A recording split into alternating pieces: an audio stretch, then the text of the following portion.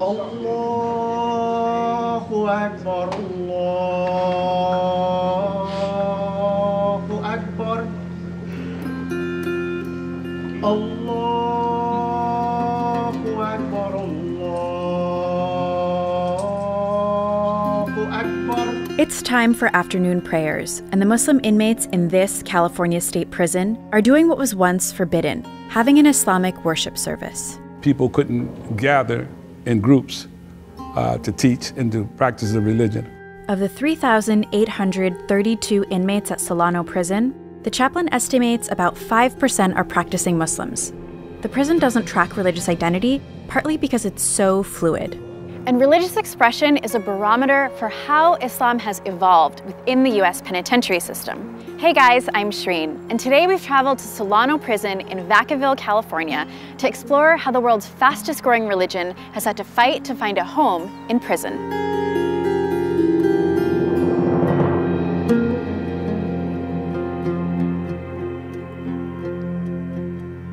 When I became Muslim, I was given a set of principles. Do this, don't do that. When in doubt, don't.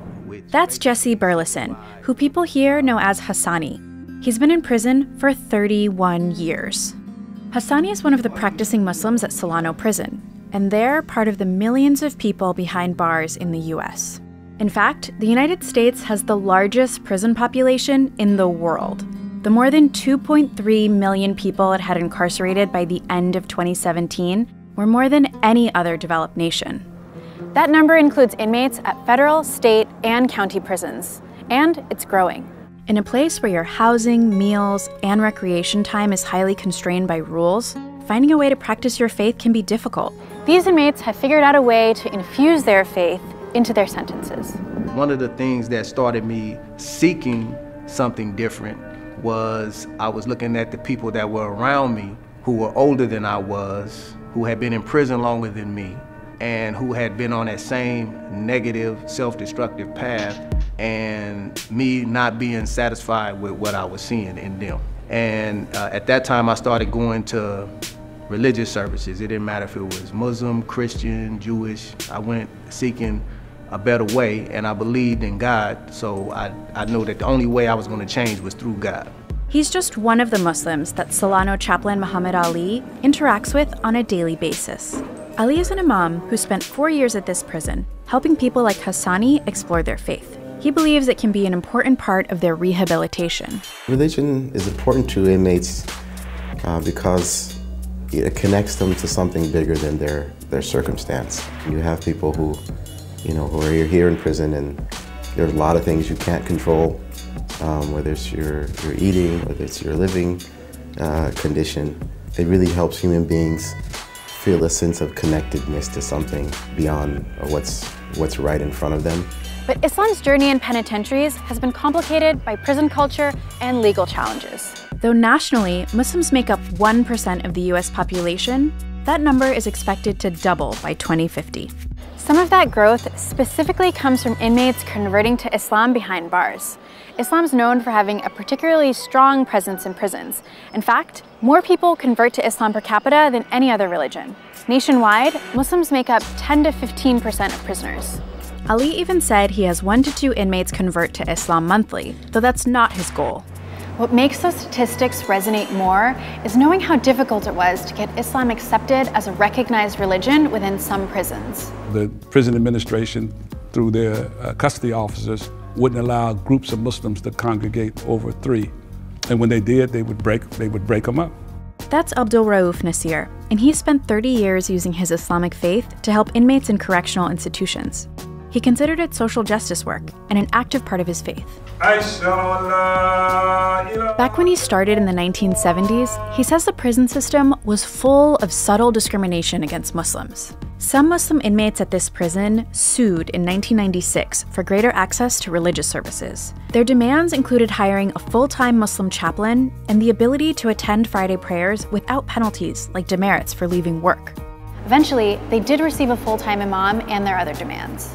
Prison officials dispute this account. They say Muslim inmates were never denied access to their religion, and instead the constraints were reflective of staffing and organizational issues that were resolved. Nationwide, the legal pushes continue today. A 2013 report says that Muslims submitted the most religious discrimination complaints out of any other religious group in prison. Islam and Muslim organizations in prisons, for the most part, are seen to be powerful because they've been there a long time. They have challenged the status quo of the prison system itself, legally and physically. That quality of questioning power is easily identifiable with one of the religion's most notable converts. Malcolm X, his narrative is prominent, and so that attracts people toward Islam. And then the reformative value that they find in that, the hope that it gives, that I can survive in prison. Malcolm survived in prison. Malcolm X's legacy still resonates today, more than 50 years after his death. While serving a prison sentence, then named Malcolm Little converted to the Nation of Islam in 1952. He found mainstream Islam years later and felt it was much more racially inclusive than the nation. But as Muslims, we will be Muslims. I will try and teach the religion of Islam among the so-called Negroes and make them Muslims. Aside from spiritual guidance and the ability to change your life around, another reason Nasir says some incarcerated people are drawn to the faith is for another reason entirely: how prisons are organized. A central organizing principle in prison is containing the threat of violence. Inmates are housed and classified according to the risk of violence they pose. Here at Solano, inmates are housed dormitory style.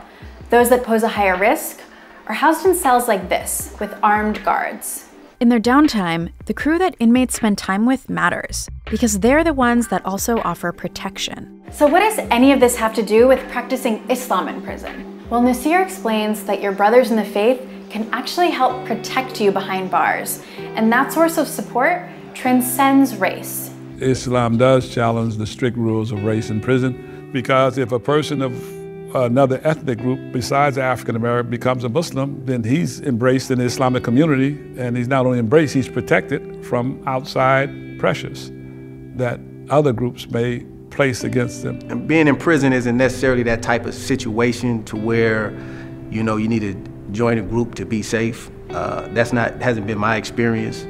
But I would say being a part of a community in prison is definitely beneficial in that regard. What he's really describing is support, and the support that incarcerated Muslims require is different than their free brethren. In fact, there are several things about prison that change how Islam is practiced. There's no Quran app, no call to prayer from your cell phone. And being Muslim here is about survival in a completely different way than it is outside. It does afford some opportunity for inmates to think about their rehabilitation, think about meaning in life, think about who they want to be as a person while here or when leaving here. Just because religion might help some people survive prison doesn't mean they'll continue the practice after release. Nasir's seen people let go of the faith when they get out. But Hassani, who's just days from release, has his sights set on making Islam's most important journey for Muslims, the pilgrimage called Hajj. So I think for me that making the Hajj as one of my goals, primary goals, if I keep that as a primary goal, that I will be successful in not only staying on the path, but doing everything that I need to do in order to get off parole, save some money, and make the Hajj.